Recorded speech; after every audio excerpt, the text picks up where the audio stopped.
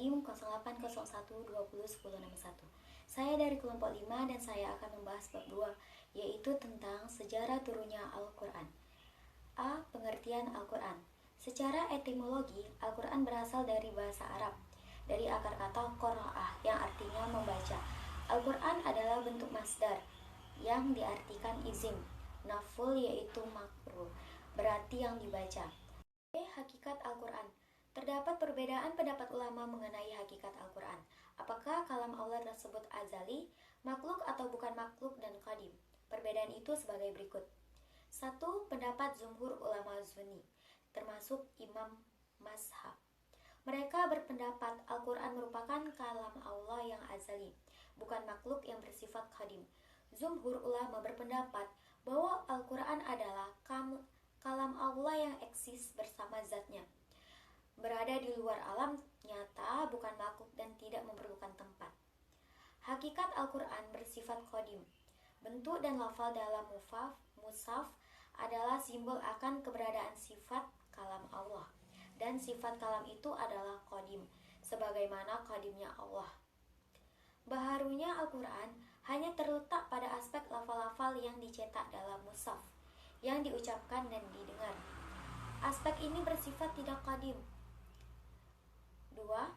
Pendapat kelompok ulama Mu'tazilah. Hakikat Al-Quran adalah makhluk. Pendapat ini berasal kalau kalam itu qadim, berarti ada sesuatu yang qadim selain Allah. Ta'adudut al-qadama. Menurut Mu'tazilah, dianggap sifat-sifat Tuhan yang qadim oleh ulama Sunni seperti al-kalam, al-basar, al-syam, dan sebagaimananya, tidak lain dan nama-nama Tuhan.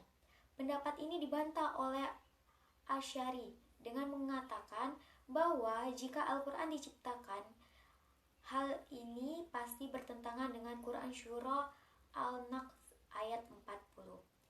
Bismillahirrahmanirrahim.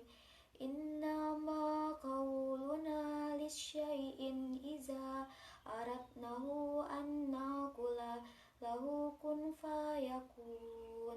Artinya, sesungguhnya perkataan kami terhadap sesuatu apabila kami menghendaknya, kami hanya mengatakan kepadanya, kun jadilah, maka jadilah ia. Quran Syura Al-Naqs ayat 40. Dengan kata lain, Al-Syari menegaskan bahwa untuk sebuah penciptaan perlu kata kun, jadilah, dan untuk penciptanya kun, yang lain, dan seterusnya. Oleh karena itu, Al-Quran tidak dapat dikatakan sebagai makhluk. Dari perdebatan ini sungguh menarik untuk dipahami akan hakikat Al-Quran. Terlepas nama yang benar, ini merupakan pendapat ulama yang perlu dijadikan rujukan dan menambah pemahaman kita. Oke, cara dan proses turunnya Al-Quran. Proses diturunkannya Al-Quran dari ke Bait Al-Izza kepada Nabi Muhammad SAW berlangsung selama 23 tahun, dimulai ketika Nabi berkhalwat di Gua Hira pada malam Senin tanggal 17 Ramadan tahun 41 kelahiran Nabi, atau bertepatan tanggal 6 Agustus 610 Masehi. Masa turunnya Al-Quran berlangsung pada 2 periode, yakni periode pertama disebut periode Makkiyah, berlangsung selama 12 tahun 5 bulan dan 13 hari, dimulai sejak 17 Ramadan tahun 41 dari kelahiran Nabi sampai permulaan Rabiul Awal tahun 54 dari kelahiran Nabi. Periode kedua disebut periode Madaniyah, yakni ayat yang turun di Madinah, berlangsung selama 9 tahun 9 bulan 9 hari, dimulai dari permulaan Rabiul Awal tahun 54 dari kelahiran Nabi sampai 9 Zulhijjah tahun 63 dari kelahiran Nabi, atau tahun 10 Hijrah. Proses turun ayat berangsur-angsur tersebut memberikan hikmah yang tidak saja dirasakan oleh Nabi SAW, tetapi juga para sahabat, yaitu 1. memperkuat dan meneguh hati Nabi Muhammad dalam menyebarkan Islam. Dengan turunnya ayat secara berangsur turut mendidik Nabi terhadap persoalan yang dihadapi di samping berbagai ayat. Turun menyebarkan Nabi Quran Syura Al-An'am ayat 33 sampai 34 dan Quran Syura Al-Ahqaf ayat 35. 2. Meringankan Nabi dalam menerima wahyu. Quran Syura Al-Muzammil ayat 5 dan Quran Syura Al-Hasyr ayat 21. 3. Memudahkan hafalan dan pemahamannya. D. Al-Quran dalam bahasa Arab. Al-Quran diturunkan dalam bahasa Arab, maka bentuk fisik Al-Quran adalah berbahasa Arab. Meskipun demikian, pesan ajaran yang disampaikan Al-Quran bersifat universal, bukan untuk orang Arab, tetapi seluruh manusia sepanjang zaman. Maka bahasa Arab menjadi bagian integral dari Al-Quran yang bunyi dan lafalnya memegang peranan penting dalam memahami ajaran Islam. Oleh karenanya, belajar dan memahami bahasa Arab menjadi penting dalam rangka memahami Al-Quran seutuhnya. Bahasa Arab sebagai bahasa Al-Quran memiliki keistimewaan. Keistimewaan tersebut sebagai berikut. 1. Al-Quran sendiri menyebutnya dengan bahasa Al-Mubin, artinya bahasa yang bisa menjelaskan, sebagaimana ditegaskan Allah Quran Syura Asy-Syu'ara ayat 195. 2. Tidak tertutup kemungkinan bahasa Arab telah digunakan lebih 40 abad yang lalu, 40.000 tahun. Bahasa Arab adalah bahasa yang sudah ada jauh sebelum adanya peradaban manusia, akan terus berlangsung hingga akhir zaman. 3. Bahasa Arab adalah bahasa yang paling banyak diserap hampir di semua bahasa, termasuk bahasa Inggris dan bahasa Indonesia. Dengan alasan-alasan di atas, menjadi keistimewaan tersendiri bagi bahasa Arab. Dengan atas dasar itu, bahasa Arab menjadi bahasa suci Al-Quran dibanding dengan bahasa lainnya. Terima kasih. Wassalamualaikum warahmatullahi wabarakatuh. Assalamualaikum warahmatullahi wabarakatuh. Nama saya Muhammad Ibnu Sina dari kelompok 5 Al-Quran. Kali ini saya akan menjelaskan tentang tafsir, terjemah, dan takwil. Yang pertama, tafsir. Dari segi istilah, tafsir berbeda dengan terjemah atau takwil. Tafsir bermakna menjelaskan maksud ayat-ayat Al-Quran, baik dari sisi makna, kisah, hukum, maupun hikmah, sehingga mudah dipahami oleh umat. Sedangkan terjemah adalah memindahkan makna sebuah lafaz dari bahasa tertentu ke dalam bahasa lainnya. Dengan kata lain, terjemah adalah memindahkan pembicaraan dari satu bahasa ke bahasa yang lain dengan mengungkapkan makna dari bahasa itu sendiri. Begitu juga dengan takwil. Takwil adalah memindahkan lafaz dari makna yang lahir kepada makna lain yang juga dipunyai lafaz tersebut, dan jika makna tersebut sesuai dengan Al-Quran dan Sunnah, dengan demikian takwil berarti mengembalikan sesuatu pada maksud yang sebenarnya, yakni menerangkan yang dimaksud dari ayat Al-Quran. Dari segi tujuan, antara tafsir dan takwil tidak memiliki perbedaan, yakni sama-sama berusaha untuk menjelaskan makna ayat Al-Quran. Namun, bila ditinjau dari segi kerjanya atau jalan yang ditempuh, keduanya memiliki perbedaan yang jelas. Perbedaan itu dapat ditegaskan. Tafsir sifatnya lebih umum dari takwil. Tafsir menyangkut seluruh ayat, sedangkan takwil hanya berkenaan dengan ayat-ayat yang mutasyabihat atau samar dan perlu penjelasan.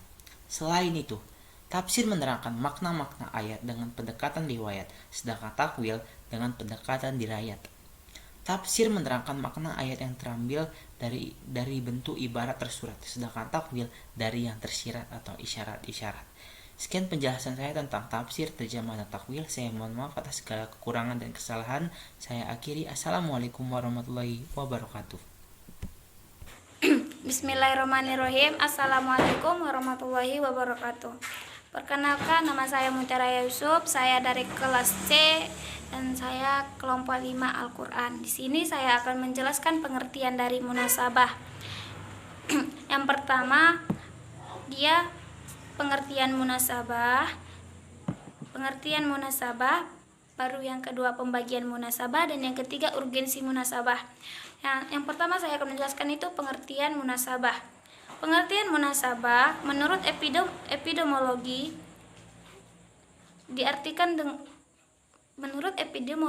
diartikan dengan kedekatan, persamaan, hubungan, persesuaian, pertautan, kecocokan, dan kepantasan. Kata munasabah juga sinonim dari kata al-muqarrabah dan al-musyakalah yang berarti berdekatan. Sedangkan menurut terminologi, kata munasabah dibagi ke dalam pendapat para ulama. Yang pertama menurut Az-Zakarshi, munasabah adalah suatu hal yang dapat dipahami, akan menerimanya. Yang kedua menurut Manna Al-Qathan, munasabah adalah sisi keterikatan antara beberapa ungkapan di dalam suatu ayat. Yang ketiga menurut Ibnu Al-Arabi, munasabah adalah ketertiban ayat-ayat Al-Quran sehingga seolah-olah menerapkan satu ungkapan yang mempunyai kesatuan makna dan keteraturan redaksi. Baru yang keempat menurut Al-Biqai, munasabah adalah suatu ilmu yang mencoba mengetahui alasan-alasan dibalik susunan atau urutan bagian-bagian Al-Quran, baik ayat dengan ayat ataupun surat dengan surat, dihubungkan dengan huruf athaf atau waw dengan kata yahruzu yang artinya keluar. Begitu pula hubungan kata yanzilu yang artinya turun dengan kata yahruzu yang artinya naik. Yang kedua, munasabah ayat dengan ayat dalam suatu surat yang sama, seperti dalam Quran surah Al-Fatihah ayat ke-6 dengan ayat yang ke-7.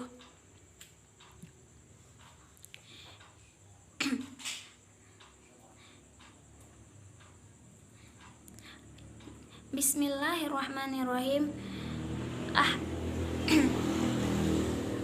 Ihdinas siratal mustaqim siratal ladzina an'amta 'alaihim khairil maghdubi 'alaihim waladdallin.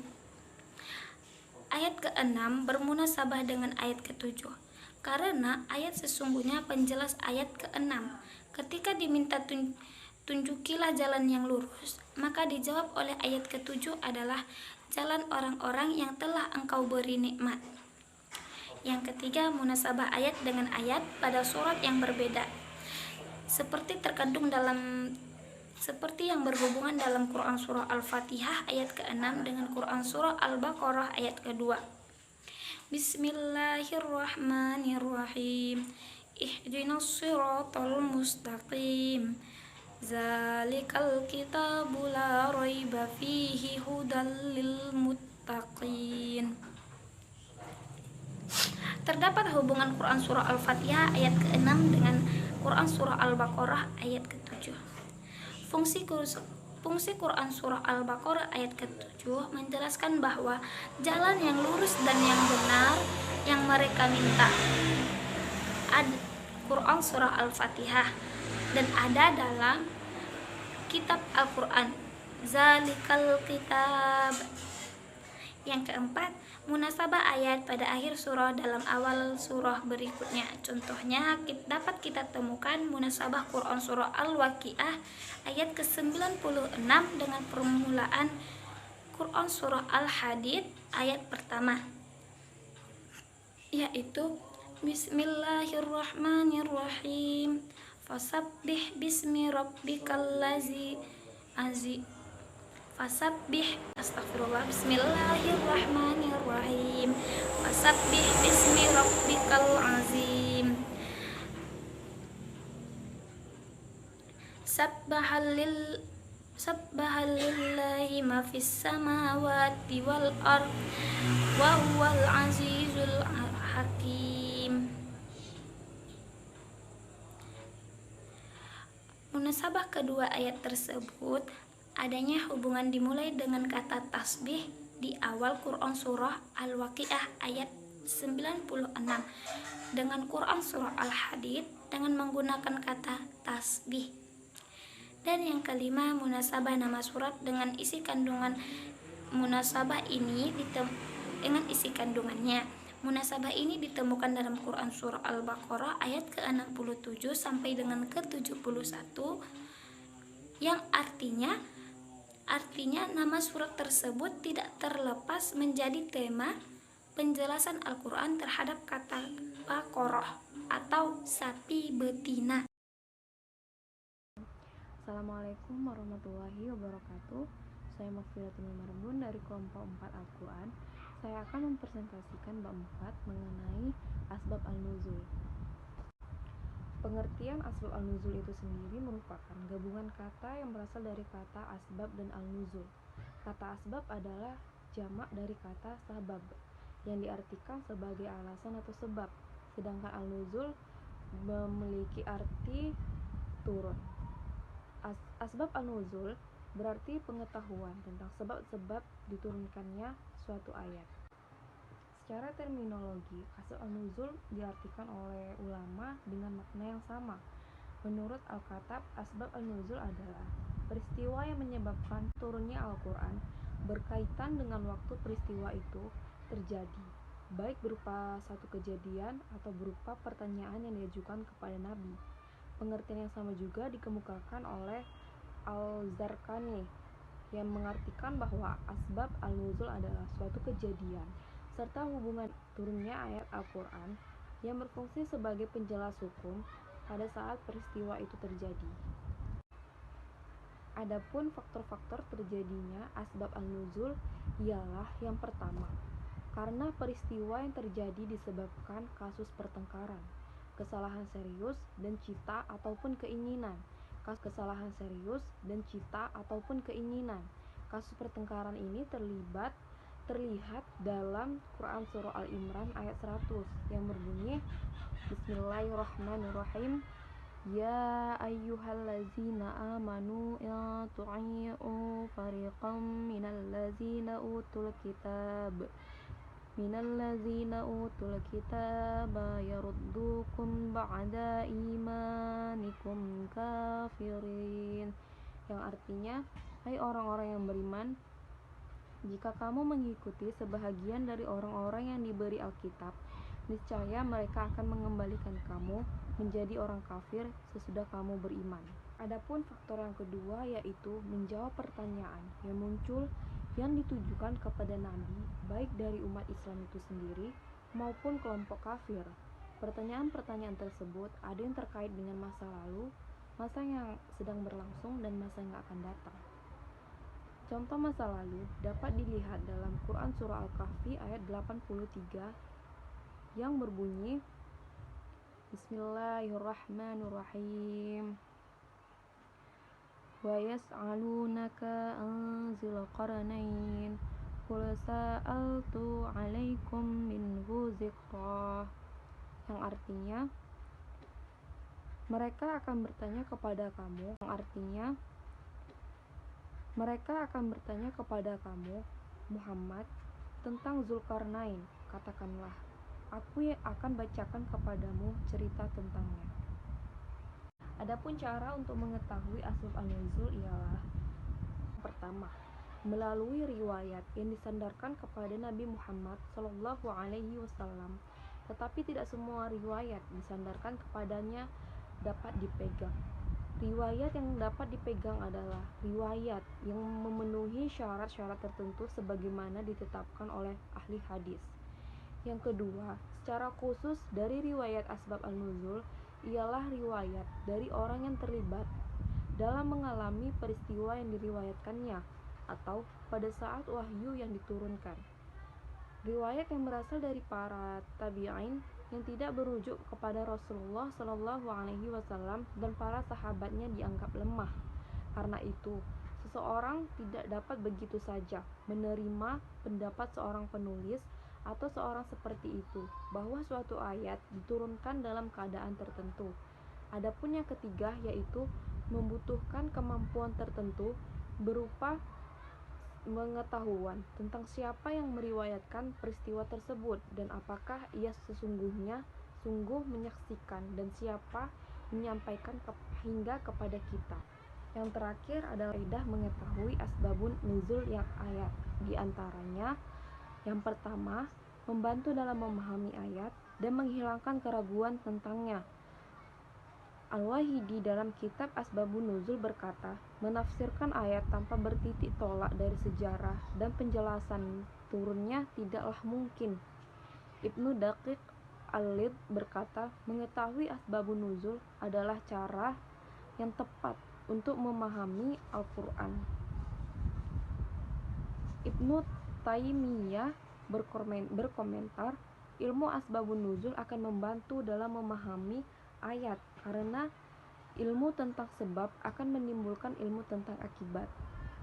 Yang kedua, memahami hikmah rahasia yang terkandung dalam pengsyariatan atau pengsyariatan hukum dalam suatu ayat. Yang ketiga, hal bermanfaat bagi mukmin dari bukan mukmin. Adapun bagi orang yang mukmin akan bertambah keimanannya dan jelas baginya hikmah yang disyariatkannya suatu hukum oleh Allah. Sedangkan yang bukan mukmin mengetahui lewat asbabun nuzul ini bahwa syariat Islam itu sesungguhnya mendatangkan manfaat dan menolak kemudaratan bagi pemeluknya. Assalamualaikum warahmatullahi wabarakatuh. Kenalkan, nama saya Muhammad Syahri MS. Saya dari Fakultas Ilmu Kesehatan Masyarakat UIN Sumatera Utara dengan NIM 0801203383. Baik, saya akan menjelaskan mukjizat Al-Quran. 1. Pengertian mukjizat Al-Quran. Kata mukjizat dalam Kamus Besar Bahasa Indonesia sebagai kejadian ajaib yang dijangkau oleh kemampuan akal manusia. Sedangkan bahasa Arab yang digunakan istilah ijaz. Al-Quran berarti menetapkan kelemahan. Ijaz yang dimaksudkan ialah menampakkan kebenaran Nabi dalam pengakuan sebagai seorang rasul dengan menampakkan kelemahan orang Arab untuk menghadapi mukjizatnya abadi Al-Quran dan generasi sesudah mereka. Al-Qur'an menjelaskan pengertian kelemahan. Secara umum, ketidakmampuan dari mujid. Secara terminologisnya, dalam agama Islam didefinisikan sebagai peristiwa luar biasa yang terjadi melalui seorang yang mengaku nabi sebagai bukti kenabiannya yang ditantangkan kepada orang yang ragu. Kemujizatan Al-Quran bertujuannya adalah merupakan dalil atas kebenaran Allah bahwa Al-Quran itu datangnya dari Allah dan kebenaran Nabi SAW yang membawa risalah Tuhan dengan suatu perbuatan di luar kemampuan manusia. Adapun unsur-unsur yang menyertai mukjizat. 1. Peristiwa luar biasa yang terjadi di luar kebiasaan sehingga dianggap luar biasa. Dan yang kedua, didatangkan seorang yang mengaku nabi sebagai bukti kenabiannya. Ketiga, mengandung tantangan bagi orang-orang yang meragukan kenabian. Aspek mujizatannya nabi yang sesuai dengan bidang keahliannya.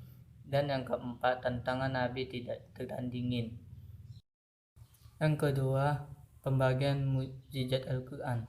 Pembagian mukjizat Al-Quran terbagi menjadi dua, yaitu mukjizat hissiyah adalah mukjizat yang dapat dirasakan oleh pandangan mata.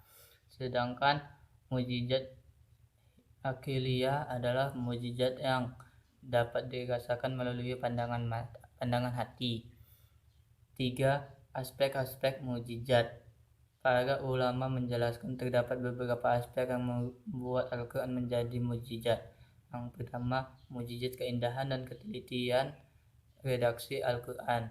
Dan yang kedua, aspek aspek informasi-informasi gaib yang disampaikan Al-Quran. Dan yang ketiga, aspek informasi-informasi terkait dengan ilmiah. 4. Fungsi dan tujuan mujizat. Yang pertama, bagi yang percaya kepada Nabi maka ia tidak lagi membutuhkan mujizat.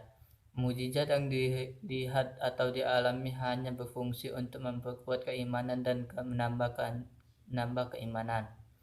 Kedua, para nabi sejak Nabi Adam alaihissalam hingga Nabi Isa alaihissalam diutus untuk sesuatu kurun tertentu serta masyarakat tertentu.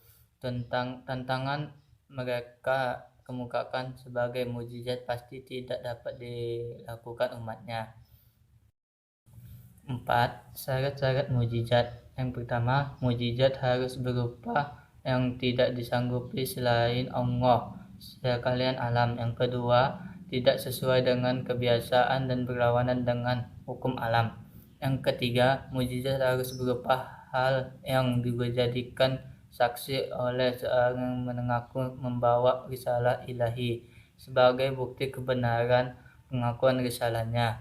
Mujizat itu dinyatakan oleh Nabi dan harus terjadi ketika dituntutnya sebagai bukti kebenaran pengakuan itu. Keempat, terjadi bertepatan dengan pengakuan Nabi yang mengajak bertanding menggunakan mujizat tersebut. Dan yang kelima, tidak akan ada seorang pun yang sanggup membuktikan dan menandinginya dalam pertandingan tersebut. Sekian dari saya. Assalamualaikum warahmatullahi wabarakatuh.